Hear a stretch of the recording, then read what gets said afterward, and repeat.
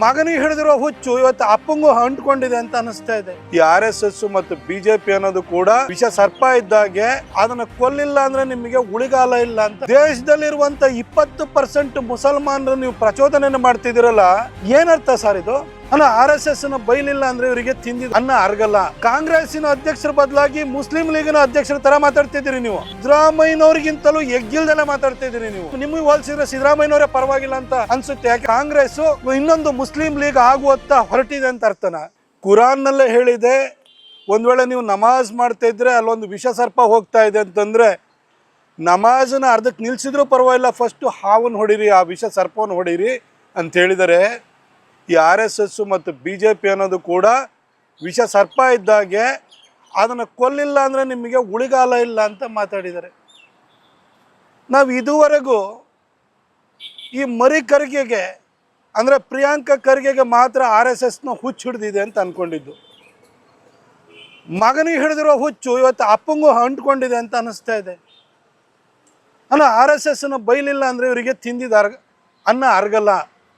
ಆದರೆ ಖರ್ಗೆ ಅವರನ್ನು ನಾನು ಕೇಳಲಿಕ್ಕೆ ಬಯಸ್ತೇನೆ, ಒಂದು ರಾಷ್ಟ್ರೀಯ ಪಕ್ಷದ ಅಧ್ಯಕ್ಷರಾಗಿ ಇಷ್ಟೊಂದು ಪ್ರಚೋದನಕಾರಿಯಾಗಿ ನೀವು ಮಾತನಾಡ್ತಾ ಇದ್ದೀರಲ್ಲ, ಖರ್ಗೆ ಅವರೇ, ನಿಮಗೆ AICC ಅಧ್ಯಕ್ಷ ಸ್ಥಾನದಿಂದ ನಿಮ್ಮನ್ನು ಇಳಿಸುವಂಥ ಕಾಲ ಸನ್ನಿಹಿತವಾಗಿರ್ಬೋದು. ಅದನ್ನು ಉಳಿಸ್ಕೊಳ್ಳೋದಕ್ಕೋಸ್ಕರ ನೀವು ಮಾತಾಡಿದ್ದೀರಿ ಅಂತಲೇ ಭಾವಿಸ್ತೀನಿ.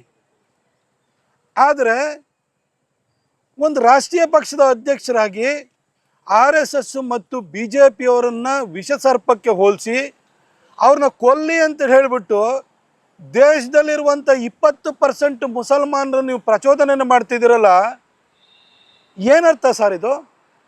ಮೋದಿಯವರು 2014ರಲ್ಲಿ ಈ ದೇಶದ ಪ್ರಧಾನಿ ಆದ ನಂತರ ಒಂದೇ ಒಂದು ಕಮ್ಯುನಲ್ ರೈಟ್ಸ್ ಆಗಿಲ್ಲ.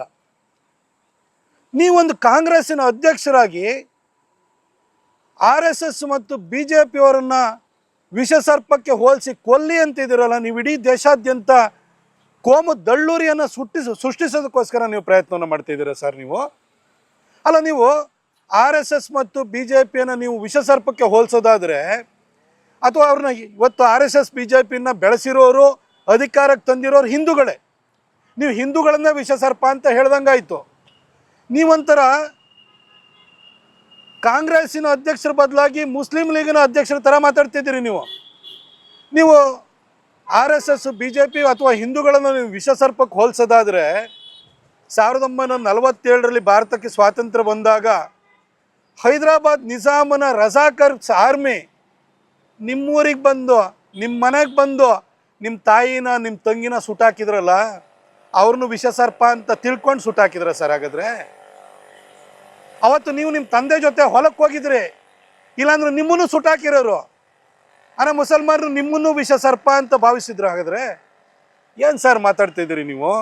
ಮಗನಿಗೆ ಇಡೋರ ಹುಚ್ಚು ಅಪ್ಪನಿಗೆ ಅಂಟ್ಕೊಳ್ತಾ ನಿಮಗೆ. ನಿಮ್ಮ ಬಾಯಲ್ಲಿ ಇಂಥ ಮಾತುಗಳನ್ನು ಖಂಡಿತ ನಾವು ನಿರೀಕ್ಷೆ ಮಾಡಿರಲಿಲ್ಲ. ನಾವು ಕರ್ನಾಟಕದಲ್ಲಿ ಸಿದ್ದರಾಮಯ್ಯನವರು ಅಷ್ಟೇ ಮುಸಲ್ಮಾನರನ್ನ ಓಲೈಸೋಕ್ಕೆ ಏನು ಬೇಕಾದ್ರೂ ಮಾಡ್ತಾರೆ ಅಂತ ನಾವು ಅಂದ್ಕೊಂಡಿದ್ದು. ಆದರೆ ನೀವು ಸಿದ್ದರಾಮಯ್ಯನವ್ರಿಗಿಂತಲೂ ಎಗ್ಗಿಲ್ದೆಲ್ಲ ಮಾತಾಡ್ತಾ ಇದ್ದೀರಿ ನೀವು. ನಿಮಗೆ ಹೋಲಿಸಿದ್ರೆ ಸಿದ್ದರಾಮಯ್ಯನವರೇ ಪರವಾಗಿಲ್ಲ ಅಂತ ಅನಿಸುತ್ತೆ. ಯಾಕೆಂದರೆ ಸಿದ್ದರಾಮಯ್ಯನವರು ನಮ್ಮ ಹಿಂದೂಗಳ ಹಬ್ಬ ಹರಿದಿನ ಮಾಂಸ ತಿಂತೀನಿ ಅಂತೇಳಿ ನೋವು ಮಾಡ್ತಾಯಿದ್ರು, ಅವ್ರ ವಿರುದ್ಧ ಕೇಸ್ಗಳನ್ನು ವಾಪಸ್ ತೆಗೆದುಕೊಳ್ಳೋರು. ಆದರೆ ನೀವು ಕೊಲ್ಲಿ ಅಂತ ಪ್ರಚೋದನೆಯನ್ನು ಕೊಡ್ತಾ ಇದ್ರಿ ಅಂತಂದರೆ ನಿಮ್ಮ ಮನಸ್ಥಿತಿ ಏನು ಸರ್? ನೀವೇನು ಮುಸ್ಲಿಂ ಲೀಗದ ಅಧ್ಯಕ್ಷನ ಸರ್? ಅಥವಾ ಕಾಂಗ್ರೆಸ್ಸು ಇನ್ನೊಂದು ಮುಸ್ಲಿಂ ಲೀಗ್ ಆಗುವತ್ತ ಹೊರಟಿದೆ ಅಂತ ಅರ್ಥನ?